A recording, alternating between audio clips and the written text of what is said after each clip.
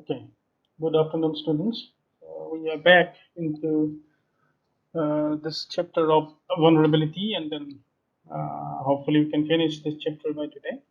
So, in the last class, we discussed regarding the various types of vulnerability, and then this included physical and social vulnerability.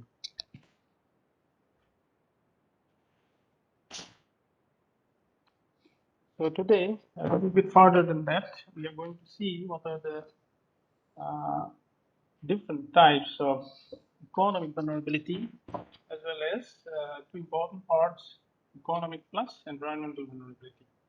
So, economic vulnerability is the level of vulnerability which is highly dependent upon the economic status of an individual, okay, or a community or a nation. So, basically, it says that if you have money, you are less vulnerable, and if you do not have money, you are actually into the further trap of vulnerability. So this, uh, in pure terms, it translates into the fact that with money you can protect yourself, or with money you can uplift the conditions surrounding um, around your surroundings. And it also applies for the fact that during the time of disaster, or when the disaster is over, with enough spending or with enough money in hand, you can secure the environments and then you can build a better future. Or you can do it so for a quicker recovery. That is also known as resilience. So that holds good as well as for an individual, as well as for the family or as a nation in large. So that by saying so, that also says that economic vulnerability uh, is a mere way which can be an indication of your status. So normally the developed countries or the countries which have enough money to spend it, and you will see that after the disaster is over, they get back to work quicker, or they can build, or they can spring back, or they have a mere better resilience at that time. So resilience means how quickly you can spring back from effects of a disaster. So I'll give you two examples. Like there are two countries. One is Caribbean country of Haiti, and then another country is Japan. So Haiti was struck by a massive earthquake, and then almost all the infrastructure in the country were flattened. So even now, as of today, even after 10 years of the Haiti earthquake, the country is not being able to completely recover from the effects of the disaster. Where, on the other hand, when you look into the big tsunami in Japan that occurred in 2011, the country has almost very quickly been able to recover itself from the after effects, simply by the fact that Japan is a wealthy nation and Haiti has actually a very low rank in the economic index in the global ranking of nations. So it holds good as well as for a country too. So for an example, it says that poorer families may live in squatter settlements because they cannot afford to live in a safer or expensive area. So what happens when you are living in a poorer um, or a squatter settlement? That means you do not have adequate security into your surroundings in terms of any threats that may appear. Or if you are exposed to a squatter settlement, you are also exposed to the elements. That means um, you are more exposed to the threats that may be faced by because of a flood or because of a heat wave or because of a pollution, so on and so forth. So if you have money in hand, you can build a house, you can properly secure your compound, and you can secure yourself and your family members. So in that case, simply translates that with money, you are less vulnerable. Okay? So one more vulnerability criteria, or I will say not criteria, but categories, is known as the environmental vulnerability. So what is an environmental vulnerability? For example, if you were reading the news nowadays, Everywhere you see that the climate change is doing a lot of damage in the globe. But in particular, this climate change is doing uh, a bigger amount of damage in in in areas which are known as environmentally sensitive areas. For example, if you know about the reef or the Great Barrier Reef in Australia, so this reef is a part in the ocean where you have a lot of animal and fish species and plant species which are itself is ecosystem. That means there are plenty of animals, plenty of fishes, and different kind of varieties of uh, plants which thrive together. But at the same time, these ecosystems, all these reefs, are very, very sensitive to any sudden change in properties of the water itself. So during the time when the climate is changing, apart from the sea becoming uh, apart from the sea depth becoming or increasing. Uh, Another thing is that the sea is at the same time absorbing a lot more carbon dioxide. So, as more and more carbon dioxide is being absorbed by the sea waters, it is becoming more and more acidic. So, if the sea water is becoming acidic, and that means this vulnerable or this uh, very unique environmental ecosystems, the balance is being disturbed, and then they have not been able to thrive in the conditions that are useful or congenial for them. So these reefs are being dried away, or these reefs are being becoming extinct at a mass scale. So that is also happening to the Great Barrier Reef in the southern part of Australia. So simply because climate change is happening, temperature is increasing, and then the fact that the ocean is absorbing a lot more carbon dioxide as it used to be before, uh, these ecosystems or these hotspots of biodiversity have completely been wiped out.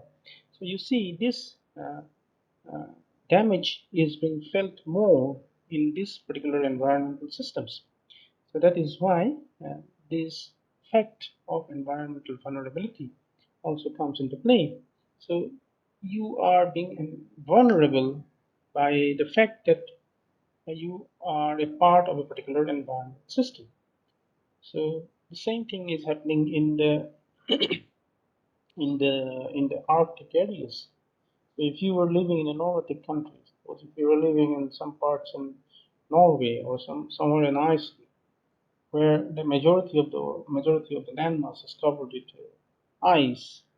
So the sudden change in the average temperature in the globe, everywhere it is being felt, but these effects, especially in the Nordic countries, in terms of losing this ice into this increasing temperature, are being felt at much pronounced way.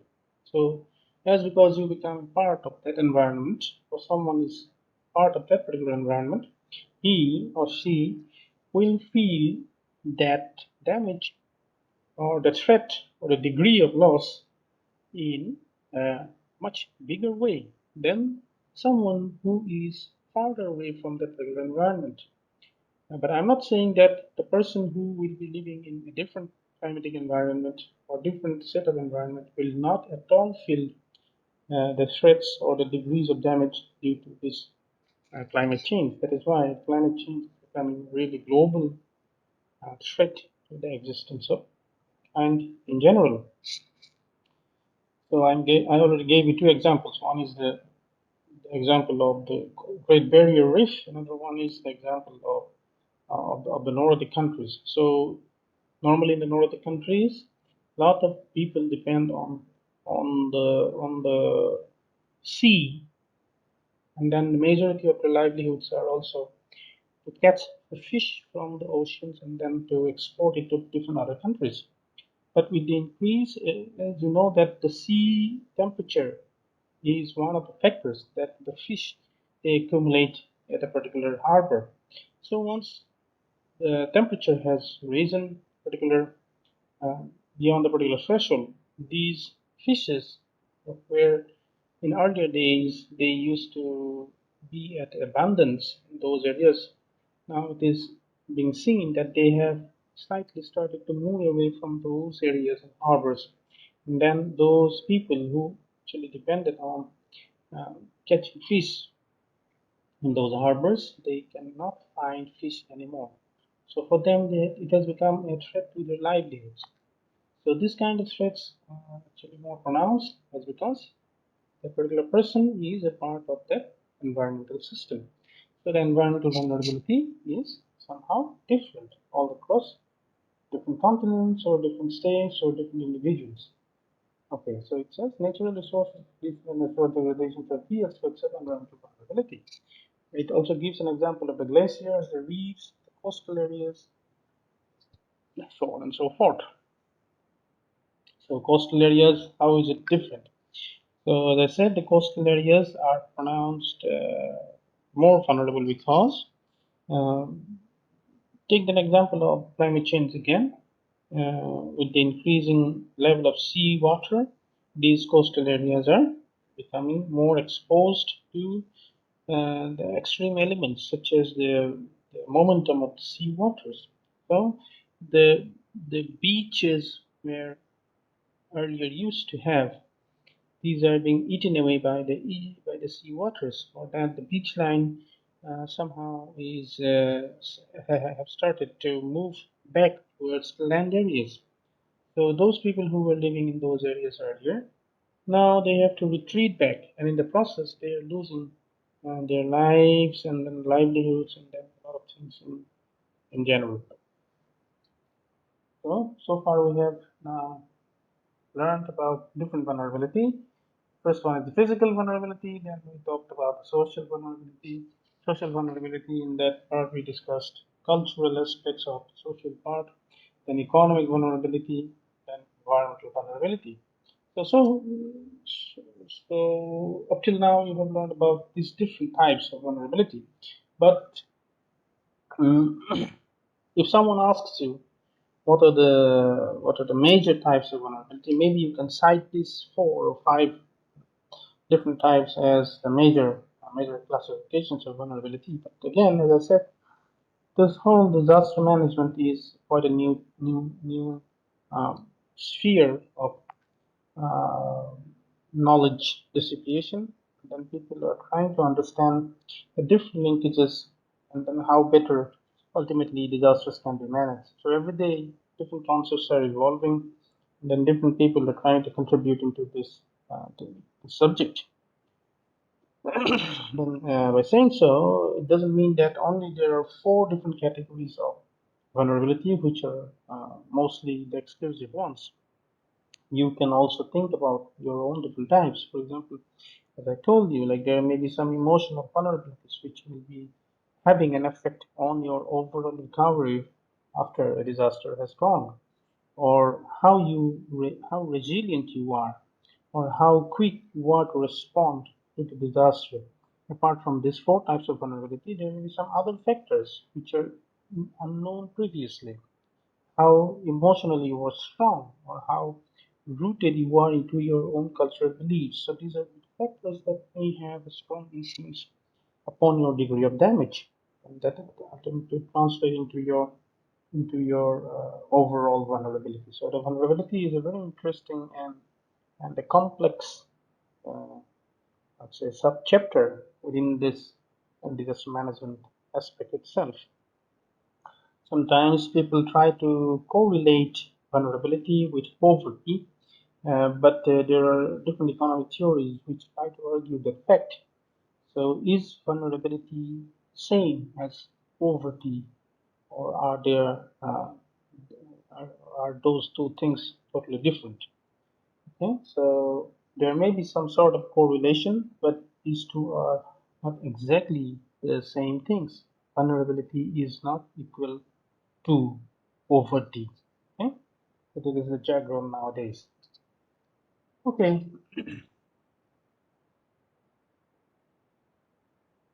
So coming again, we encounter another aspect of the different definitions that is known as an exposure. So what do you understand by exposure? If I ask you in plain terms, what understanding do you have of the word exposure? Yes, anyone?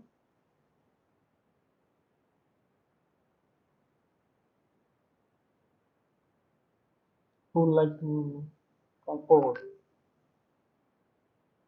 What is exposure? Yes, obviously the definition is given there, but exactly what do you understand or what do you make out of this definition? It says people, property systems, or other elements present in the hazard zones that are thereby subject to potential losses. So, can we just say you are exposed or not exposed, or is there a marquee line in between them, or you can say people are either exposed or not exposed, or maybe there is a fuzzy line in between them. So, first of all, you need to understand what exposure is. Exposure is if you are really exposed to the potential threats or not. So, if your house is exposed to a threat of floods, or if your house is near to a river where there is often flood water, so it keeps on rising, then we can say that this is your house is exposed to the floods. Or if your house is not at all near to the coastlines, then we can say that probably our house will be directly exposed to a tsunami.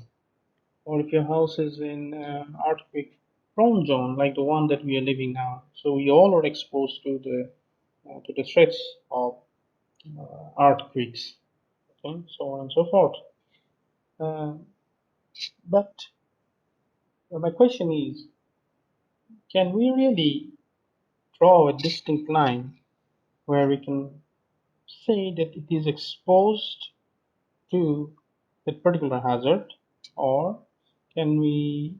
Is it better to say that okay, there is a fuzzy line in between, so it's either exposed, partially exposed, or not exposed. So that is the question. So what do you think? Repeat your question. Mm-hmm. Repeat the question, sir.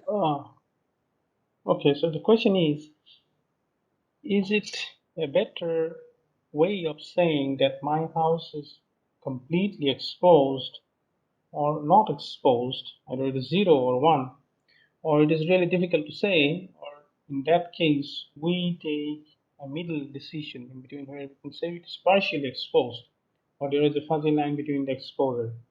So normally, it depends on the uh, type of hazard itself. So if I were to ask you, are we really exposed to the threats of a volcanic eruption? So what would be the answer? However small it may be, but even if it is not directly you are exposed, but by simply being at a particular geographical location, we may be partially exposed to any kind or any kind of threat. That is why these insurance companies they are there to insure your property against this type of threats. So in normal terms, exposure will be either if you are exposed or if you are not exposed. So this diagram is important in order to quantify the risk in later terms. So you will later on come to know that risk is a product of the hazard as well as vulnerability. And then vulnerability is also related to the exposure. So we cannot really say that either exposed or not exposed at all, but it would be better for us to take a middle term. We can say that this is partially exposed, 20% exposed, 30% exposed, 40% exposed, somewhere like that. Okay, so exposure is the degree to which the elements at risk are exposed to a particular hazard. So if your building is Suppose submerged up to a water depth of half a meter, so you are half a meter exposed. Your friend's building is exposed to a water depth of suppose 1 meter. In that case, he or she will be having an exposure of 1 meter and 1.5 meter, so on and so forth. So depending on the exposure type, your degree of damage may or may not uh, change, but normally it changes. And then you determine your vulnerability. So your vulnerability, especially your physical vulnerability or the physical vulnerability of the particular structure, will be dependent on how your degree of exposure or that particular object's degree of exposure to the elements. Okay. So then finally we arrived at the most talked about thing, uh, these all definitions, that is known as the risk. So what is a risk? So risk is, in simple terms, as you can see it in the equation that is given, it is a product or it is a multiplication of hazard and vulnerability. So this is the most commonly used definition. Sometimes you will see that there are other definitions which uses these terms of hazard and vulnerability and then it divides it with capacity. But as again I said that this is again an evolving subject. Uh, there may be other people who are proposing different theories and different ideas. So unlike your established subjects of civil engineering, uh, you have to be a little more open towards the understanding of the whole subject here. Uh, so you can say that risk is, for the time being, we'll assume is a product of hazard and vulnerability. So what is hazard? We said before, hazard is the probability of loss. Hazard is the probability of loss. It has a different uh, magnitude, and then this magnitude is dependent on the return period. Or on the other hand, the return period is dependent on the magnitude. That means the bigger the magnitude, the probability of occurrence is smaller. Or on the other way of saying is the probability of occurrence is smaller, the bigger is the magnitude. So higher is the expected damage. So this is a multiplication of hazard and then vulnerability. So what is vulnerability? Vulnerability is, in simple terms, this is the degree of loss or degree of potential loss. So if you multiply both these terms, you arrive at risk. So risk is nothing but, what is it? One is probability of loss, probability of occurrence. Another one is degree of loss. So risk will be translated as probability of loss. So again, if you look at the definition, it says it consists and considers the probability of harmful consequences. So the probability term comes from the hazard part, and then the loss term comes from the vulnerability. So you multiply both, and then it comes as it's a probability of harmful consequences or expected losses. So we don't have much time anyway. So that is risk, and then for our purposes, we should know that we can quantify risk. Okay, so this is the last slide for the lecture today. Anyway, so risk is probability of loss. So it includes your deaths, it may be injuries, it may be a poverty, it may be a loss of livelihood, so economic activity disrupted or inherently damaged, resulting from interactions between natural or human-induced hazards in vulnerable conditions. So ultimately, the gist of this whole lectures till now is that there may be a natural phenomenon which is happening some part in the world until and unless we have nothing to do with it, it will be termed as a hazard, natural hazard. The moment you intervene into the sphere of that particular natural event and then your lives are disrupted in an adverse way, we term that as a disaster. And then The different terminologies of disasters includes hazard, vulnerability, risk. So far, we have studied these three in detail. Risk is a product of certain vulnerability. Okay. So, sir, Yes. so we use mostly in the natural Yeah. hazard. So yes, yes. So the whole. Sometimes we use in not natural also. Suppose there is a guest in my room which is leaking. So sometimes I call it is very risks to use that. No, see, the idea that we are discussing these terminologies, it's actually in the context of disaster management. So disasters, by saying so, as I said in the previous classes, these are mostly the natural disasters. There is, of course, risk. So the risk ultimately is the probability of loss. So if you have something on top of your head which have you not repaired, there is a probability of something getting lost or something getting damaged. In that way, this is also a risk. But I cannot say if it is because of a natural disaster that your roof is torn apart or maybe due to some other man-made activity. But the risk is again it's the same. So, so the connotation of the risk we will try to bring it here will be mostly in the backdrop of natural disasters. So why risk we are talking here will be because of either a flood or either a landslide or either volcanic eruption, so on and so forth. But I am not saying that there are no other risks. There are risks. Obviously, there are risks. If you go nowadays to the hospital, there is a risk that you will catch the disease, this pandemic. Obviously, that is also risk. That is the probability of a harmful consequence. But whether this is a natural disaster context or is it safe to term it due to a natural disaster, so far we have to really think on that. That is the thing. And as I told you now, mostly the brilliant minds nowadays are required in this field of risk calculation.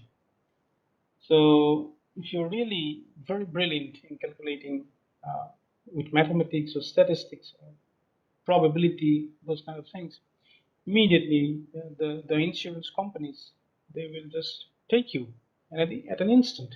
The banking sector will take you at an instant. Why? Because these companies they need people who can quantify risk, who can say how much is a risk of flooding of my house, or what is the level of risk that my house is getting flooded. So if I want to go to a bank and then insure my house against the threat of flooding, there should be someone who should evaluate this risk so that ultimately I'll have to pay a premium. And upon the fact that my house is getting damaged because of the floods, the bank will repay me or the insurance company will repay me. They do not want uh, that margin to be unequal. That means uh, they do not want that they end up losing money giving to the people. Ultimately, they are in business. So for that, they need people who can justify risk, who can quantify risk, or who can evaluate it in their terms what actually the risk of my house